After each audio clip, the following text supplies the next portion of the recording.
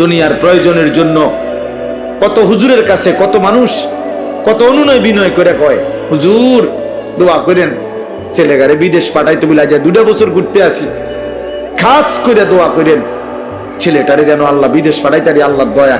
আহা, বেটার এমন কাকুতি মিনতি, অথচ ওনার চোখের সামনে ও 1 ওয়াক্ত নামাজ পড়ে না, কোনদিন ফজরের নামাজ পড়ে না। এমন হাইওয়ান, এমন পশুর জন্য কিত্তে নামনে কাঁদেন?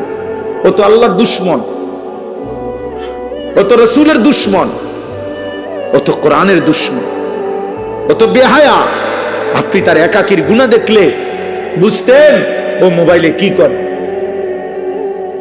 আমনে তার লেগে কাঁদেন, আমনে হুজুরের লেগে তার বিশার দোয়া চান, আর তে উলঙ্গ ছবি দেখে।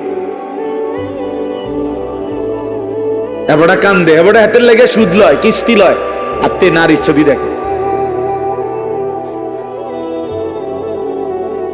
আরে বোকা বাপ, আপনি বুঝেন না আপনি সিরা খান, আপনি বুঝেন না আপনার ফুতের চুল চেহারা দেখলে বুঝেন না যে মুসলমানের কিছুর সাথে তার কোনো সম্পৃক্ততা আসেনি? তারে জিজ্ঞাসা করেন না কেন?